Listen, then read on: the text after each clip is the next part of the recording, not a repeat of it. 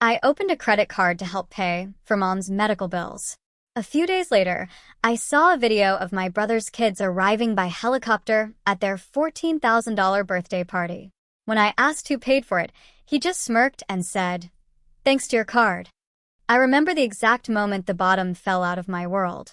It wasn't an earthquake or a car crash.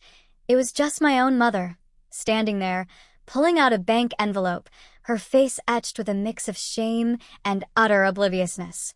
And in that instant, everything I thought I knew about family, about loyalty, shattered.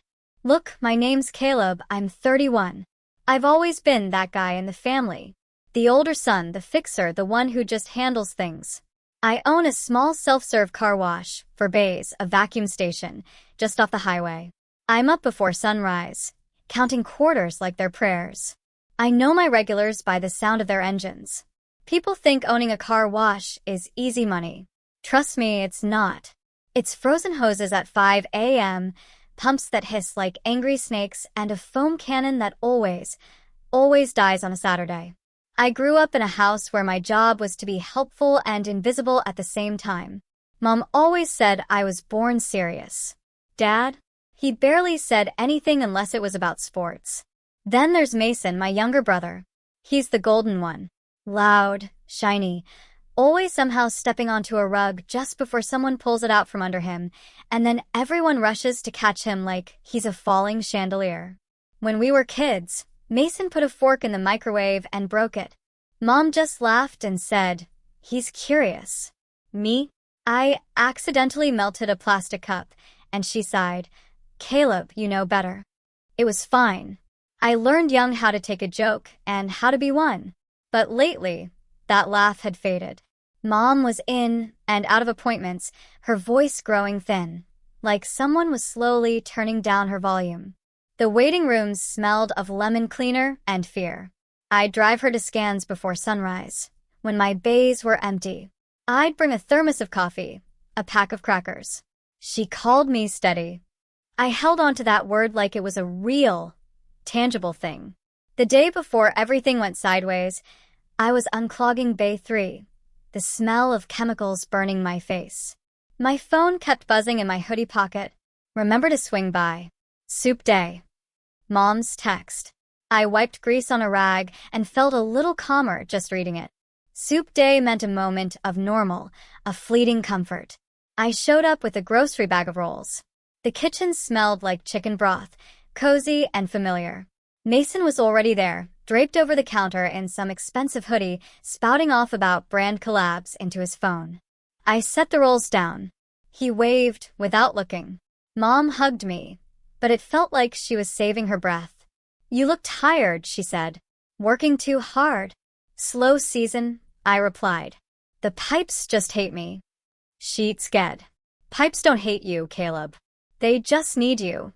That's how she talks, like objects in our life are moody toddlers. We ate in the living room. The TV was on low. Mason kept laughing at his phone. Mom asked me about the car wash. I told her about a guy who spent 8 minutes of high-pressure rinse blasting mud off his boots. She smiled weakly. People use what they think they have for what they wish they had. I wasn't sure what that meant, but I nodded like I did. After dinner, Dad, without even looking up from the game, just casually drops, "Hospital bills. We'll figure it out." But the way he said "we," his eyes fixed on the TV, felt like it really meant, "You, Caleb." I stacked bowls in the sink, feeling that old, familiar gravity pull. Do more, say less. Then we heard it, a chopper thrumming the air, like a giant heartbeat. Mason's eyes lit up. He darted to the window, grin already loaded. "That's tomorrow's test flight. Wait till you see the video." "Test flight for what?" I asked, confused. He just winked. "You'll see." Mom laughed once, a fragile sound, then coughed. "Your brother has big ideas," she said. "He always did." I took her tea into the kitchen. As I rinsed the cups, her voice, soft and low, floated over the clinking porcelain. "Caleb," she said, "you're my practical one. You always know how to make hard things manageable." And right there, it was like a small trigger, That familiar pressure, that old expectation, I always pretended not to feel. That night, I drove home, my wipers squeaking across a dry windshield, my hands gripping the wheel tight, like you do when you know a sharp curve is coming but you can't see the sign yet. I slept badly. The kind of sleep where your brain keeps checking the door, wondering if something's coming. Let me explain the roles. Mom, warm but so tired, a maker of lists with stars in the margins. Dad, weathered, proud in a quiet way that turns sharp when money comes up. Mason, the family's favorite movie, always playing, always sparkling. And me? I was the person who cleaned the theater. After Dad got laid off from the parts warehouse 3 years ago, I just stepped up. Extra shifts at the wash, late nights. I did Craigslist installs for softeners, coin hoppers, bill validators. I learned you could talk anyone into paying cash if you brought the right socket set and said, "my guy," a lot. Money wasn't easy, but it moved if I did. Every single month, I'd slip Mom $400 for groceries. She'd pretend not to notice. "You always bring something," she'd say, staring at the envelopes like they were shy animals. Meanwhile, Mason brought excitement. New shoes, drones. Last summer, he started a YouTube channel, filming kid experiences, and told us it was a brand. "It's about creating moments," he'd declare. He'd actually sneer. "You can't measure that in quarters, Caleb." The irony, right? My car wash runs on quarters. The petty part of me noted that the first medical bill landed like a brick. I opened it at Mom's kitchen table, while she folded dish towels into silent, perfect rows. $6,412.17. Honestly, the .17 bothered me the most. It made the whole thing feel so official, so non-negotiable. Mom kept smoothing the same towel flat, over and over. "We'll call," she said softly. "They do payment plans." "They also do interest," I pointed out. She looked so small in that chair. "Caleb, I hate this." "I know," I said. "Let me try something." I drove straight to the bank. The manager, a guy with a perfect side part and a sign on his desk that read, "We're in this together," smiled like he'd practiced. I opened a new card, 0 interest promo. Stupid, I know. But it felt like a bridge. Bridges are good, I told myself. You walk across them. You don't live on them.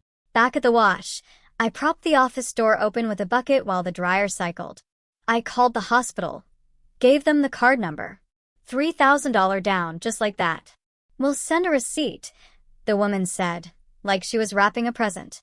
I put the phone down and stared at the coin counter's blue flicker on the wall. This will work, I thought. Just keep moving. Always keep moving. Over the next week, I drove Mom to appointments. I stocked the vending machine with tissues and hand sanitizer because the nurses kept running out. I forgot to eat dinner twice. Mason, meanwhile, was posting reels of himself testing cotton candy machines for some kids' event of the year. Captioned, "Making childhood magical." The comments were gushing. "Uncle of the year. Legend. Where do you get your ideas?" Mom texted me, "Don't be hard on him." I wasn't. I was hard on me. Things I'd paid for over the years. Mason's rent once. Just this month, bro. Dad's truck battery.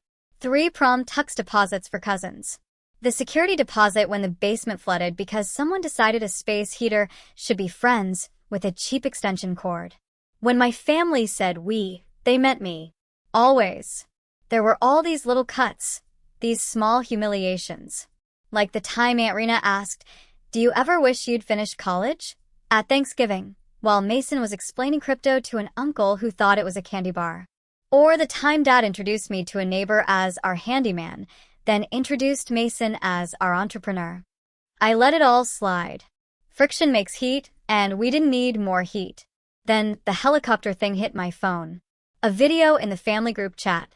It buzzed my phone while I was cashing out the change machine. A clip. 2 kids, my niece and nephew, screaming with joy, running across a field as a chopper descended. Confetti cannons blasting off on the sidelines. The caption, $14,000 birthday grand entrance. And the hashtag I wish I'd never seen. Hashtag family funded. I didn't respond. I put my phone face down on the desk, then picked it up again and watched. Because the brain is cruel. I heard my sister-in-law squeal. I heard Mason shout, "We do it big." I heard my mother's laugh, thin, brave, and my father's voice in the background, proud. 5 minutes later, I was at Mom's with a bag of groceries she didn't ask for. She sat at the kitchen table with a stack of envelopes, her reading glasses low on her nose. "You saw?" she asked like it was a weather report. "Yeah," I said. "Cool idea." She dabbed her napkin at nothing. "They're kids," she murmured. "It's a memory." "I get it," I said, a bitterness I tried to hide creeping into my voice. "Memories are expensive." She looked at those envelopes on the table, then up at me. "Caleb, maybe we should talk about—" "Don't," I cut her off. "I'm handling it." I opened a card. 0 interest for 12 months. Her face changed. "You opened one for me?" "For the bills," I said quickly, to buy time. She nodded. Small, grateful, guilty. "You always think ahead." That would have been the end of it if life were fair. But the next day, while I was topping off the soap concentrate, Mason slides into the bay in his SUV. Music too loud, kids sticky with frosting in the back. He hops out. "Bro, mind if I run this through quick? Gotta keep the brand clean." "Yeah," I said, gesturing. "Card or quarters?" He smirked. "Card always." He pulls a card from his wallet and flicks it like a magic trick. "Your bank card is fancy," he says, a wide grin spreading. "That matte black? Fire." I frowned. "My business card is a paper rectangle with a phone number." "Nah," he says. He wiggles the blue plastic. "Your credit card." "My credit card." My chest went hot, then cold. "That's not a business card," I said, my voice flat, almost a whisper. "That's my card."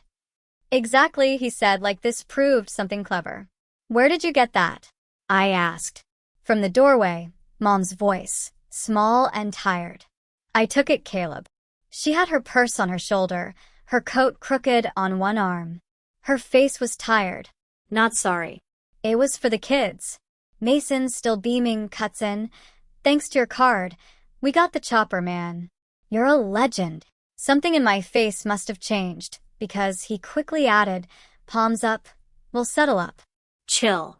Don't make it weird."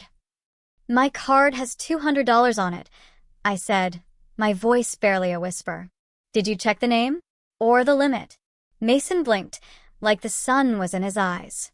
Mom fished in her purse. "No, you had another one. A business one, right?" She pulls out the envelope the bank had sent. Unopened. The way people carry good luck charms they don't understand. That was the moment right there. The ground didn't shake, it just tilted. Small, silent tilts never look dramatic. They just line up other things so they can fall. I took the envelope from her hand. Felt the paper cut. Thin and mean across my thumb. Mom whispered my name. I didn't answer. I just put the card back in my wallet. Breathe. Then I did what I always do. I kept moving. But inside, a part of me finally sat down. 1 week later, we're at this rented hall for the kids' combined birthday. Balloons everywhere like planets, a candy wall with little scoops, a cake that looked like a spaceship. The price tag? Probably a house payment. I carried in 2 cases of water because someone just said, "Caleb, could you?" And my hands automatically agreed. Mason was everywhere. MC, photographer, ringmaster. My parents floated behind him, smiling like they were under stage lights.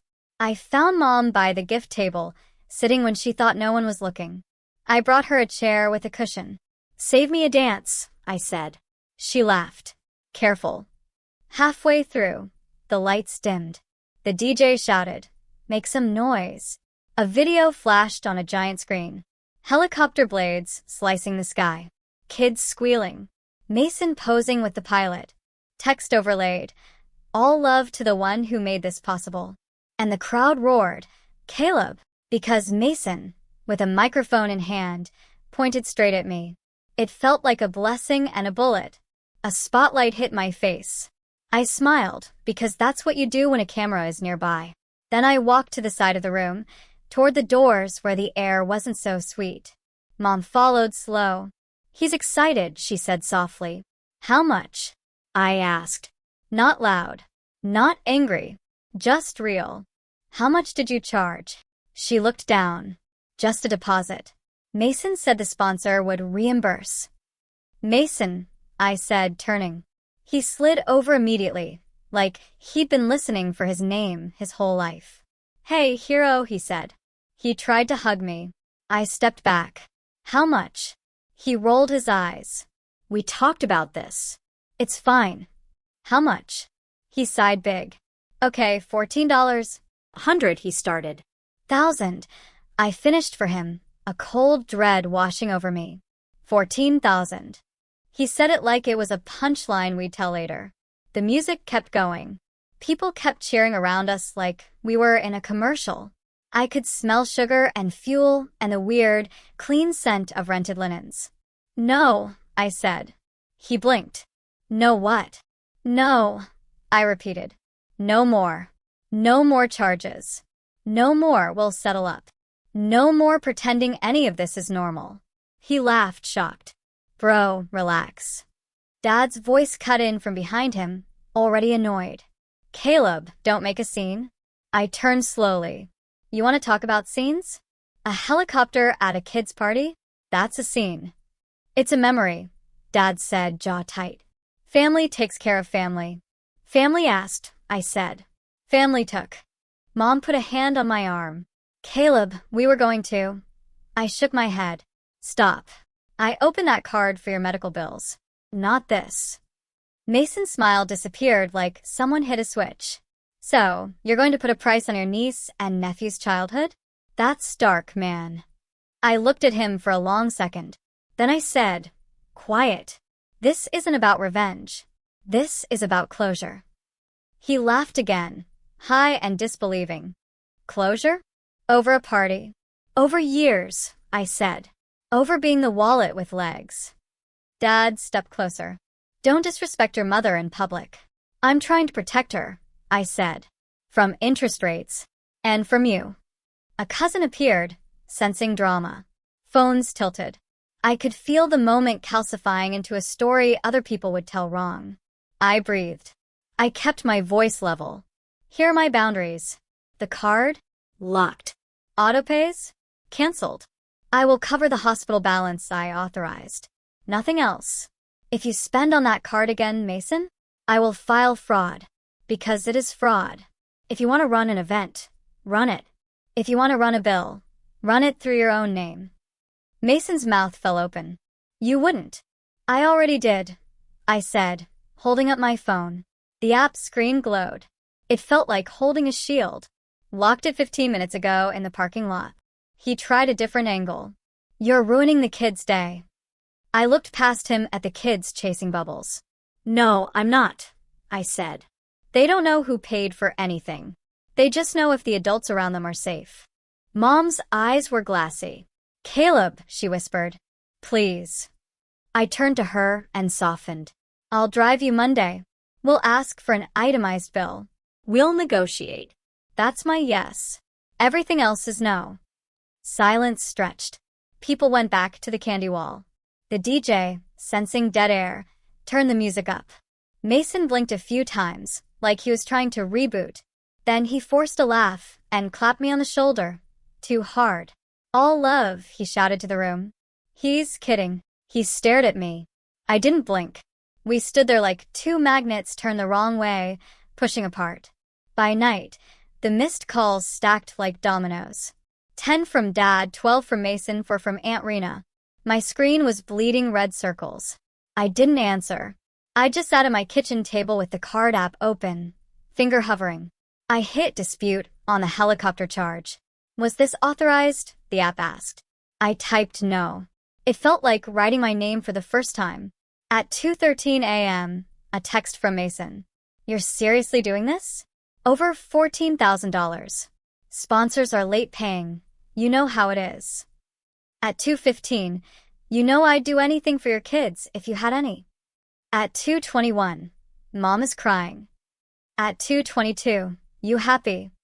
I put the phone face down, and listened to the refrigerator hum. In the quiet, something loosened in my chest. Not relief. Space. Morning. At the wash, the bays steamed in the cold like small boilers. I unscrewed a nozzle and tried not to replay the party in my head. A regular named Mrs. Z. Ortiz rolled in with her dusty SUV. She saw my face and said, "Trouble?" I said, "Family." And she nodded like that was a full weather report. At noon, Mom called. I answered. Her voice sounded like paper. "Your father is furious," she said. "Mason is loud." "I can imagine," I said. "How are you?" She paused. "Tired," she said. Then, "Are you sure about this?" "Yes," I said. And my voice surprised me with how even it was. "I'll cover the medical, not the parties. I'm done being the emergency fund for other people's emergencies." Silence then. "You've always been so generous, Caleb." "Generous isn't the same as available," I said.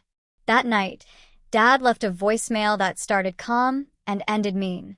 "We don't raise quitters," he barked. "If you're going to be petty over a number, don't come Sunday." I replayed that last sentence once. Then I deleted it. The app pinged. "Your dispute is being reviewed." The next week became a test. Mason posted a long story about haters who don't understand investing in memories. He never said my name. He didn't need to. A cousin DM'd me. "You good?" I replied, "Yep." It felt like standing still while a river tried to drag me. Monday, I drove Mom to billing. We sat under fluorescent lights while a woman in a cardigan explained codes. "If we remove the duplicate lab fees," she said, typing, "it lowers by $1,180. Mom's mouth fell open. I asked for a payment plan at 0%. The woman blinked like she hadn't been asked that in a month and a half. "We don't do 0, she said. "But we can do low." We did math with a pen. It felt like winning a small battle in a large, boring war. In the parking garage, Mom leaned against the car door. "When did you learn how to do that?" she asked. "Counting quarters," I said. She smiled. "For real. First time in weeks." Tuesday, Dad showed up at the wash. He doesn't come often. He stood by the vending machine like a customer lost in translation. "We should talk," he said. I wiped my hands on a rag. "We are." He looked at the wet floor, then back at me. "Your mother's tired." "I know," I said. "You humiliated your brother." "He used my card without asking," I said. "That's humiliation." He squinted. "He told me you said he could." "He didn't ask." I kept my voice flat. "If you co-sign his story, that's your choice. My boundary stands." He stared at me like I'd grown 6 inches. "Who do you think you are?" "The person who stopped," I said. "I'm still your son. I'm not your bank."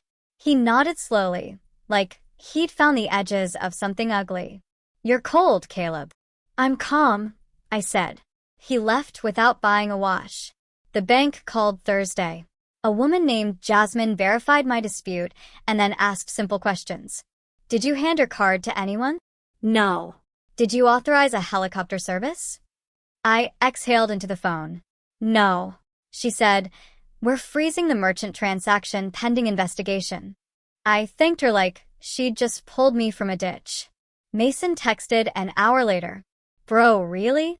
I didn't respond. Friday night, Mom called from her bedroom. I could hear the TV in the living room. Loud. My dad's way of saying he was still in the house. "I found an old envelope," she said. "From you, full of quarters." She laughed a small, wistful laugh. "Do you remember? You said it was for soup day." "I remember." "I should have said no more often," she whispered, her voice shaking. To him. "To your father. I made you the fix." "I let myself be it," I said. "We meet in the middle." After we hung up, I cleaned my apartment the way you do when you need to touch everything you own and tell it you're still here. I put my phone on Do Not Disturb and slept deeply, like someone cut a rope. The next week, my screen told a story in numbers. 37 missed calls on Sunday, my family's dinner. 19 unread texts Monday, ranging from "call me" to "you're stressing mom out." 0 responses from me. I wasn't playing a game. I was building a habit. Habits look like this. Breakfast at the diner at 6:15. A walk behind the strip mall at 7 o'clock. Opening the bays at 7:30. Paperwork at 9 o'clock. A call to billing at 11 o'clock to double-check an adjustment. Lunch in the truck at 1 o'clock. Invoices at 3 o'clock. The gym at 6 o'clock. Lights out at 10 o'clock. I added one more. At 8 p.m., I turned my phone face down and left it that way. You'd be amazed how loud silence can be when you let it. 2 weeks later, Mason showed up at the wash. No cameras. No swagger. He just stood by the change machine, looking for once like a person without a script. "You got the charge reversed," he said. "I did," I said. He nodded. They sent me a letter about possible fraud. "They sent me a letter about possible fraud," I said. "So we agree." He made a face. "You really going to make me pay for all of it?" "No," I said, and his eyebrows jumped. "The hospital reduced Mom's bill. I'll cover that plan.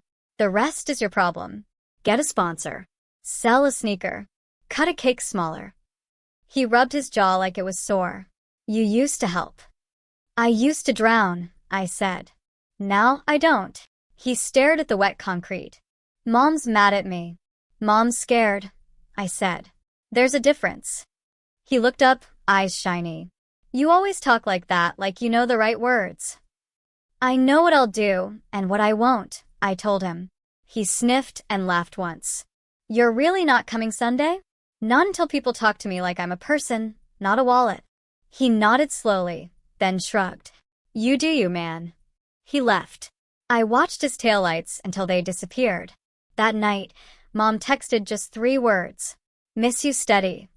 I typed and erased 4 replies. Finally, I wrote, "Monday at 9 o'clock. I'll pick you up." She sent a heart. It felt like a non-expensive memory that still counted. Closure isn't fireworks. It's a pencil line you draw and then redraw until your hand learns the shape. It's the first time you don't answer a guilt call and the world doesn't end. It's a bill on a payment plan that actually shrinks. It's a Saturday where the bays stay busy and no one needs your last $20 because you stopped giving it like a reflex. Mom and I met with billing twice more. We paid $300, then $300 again. I watched numbers turn into less. She watched me talk to people like the world wasn't on fire. In the car, she said, "You're good at this." I said, "So are you. You raised brothers." She smiled and looked out the window at the ordinary sky. Dad sent one more voicemail. "Your mother says you're helping at the hospital. That's good." Then after a pause, softer. "That's good." He still doesn't like the word boundary. He'll get used to it or he won't. That's not my job anymore. Mason pivoted to smaller parties. A backyard circus, a puppet show. He posted a video about sustainable wonder, which made me laugh in a non-mean way. He hasn't apologized the way TV tells you people do, with a speech and a hug. He apologized by not using my name as a password anymore. I'll take it. I changed small things. I moved the family group chat to muted. I set a monthly mom budget in my notes with a line that says medical only. I put a sticky on my fridge that says, "No new cards." It looks silly, but it works. I also started saying yes to things that aren't rescue missions. Yes to coffee with a neighbor who told me her Corolla makes a squeak I could probably fix. Yes to closing early one Thursday to play pickup basketball with guys who only know me as Caleb Corner 3. Yes to sleep. It feels like a luxury when you've spent years sleeping with your shoes on. I don't hate my family. I don't love what they expect. Those can both be true. The kids still send me crayon drawings with soap bubbles stuck to the paper because they think my job is magic. Sometimes it is. The other day, a teenager sprayed his dad's dusty pickup and grinned like he just learned a secret. I handed him extra quarters and said, "Keep going." This story doesn't end with anyone getting cut out of a will or a helicopter exploding midair. It ends with a car wash owner learning how to keep his own water pressure. It ends with a simple sentence I say out loud in my empty kitchen before I answer the phone. I don't owe anyone my peace. I won't allow people, family or not, to spend my life with my money. I won't let guilt dress up as love and move into my guest room. I won't say yes just because I can fix it faster. I will say yes when it helps and no when it hurts. That's the whole moral, written in big letters on a small sticky note. This wasn't about getting even. It was never a plot. It was a stop. It was me telling the room, the bank, my brother, my father, and the part of me that thinks he's only worth what he pays. This isn't about revenge. This is about closure. And then, I turned down the music, unlocked the bays at sunrise, and started counting quarters again. Not because I had to patch someone else's hole, but because I finally chose what I'm willing to fund. My mother's health, my own quiet,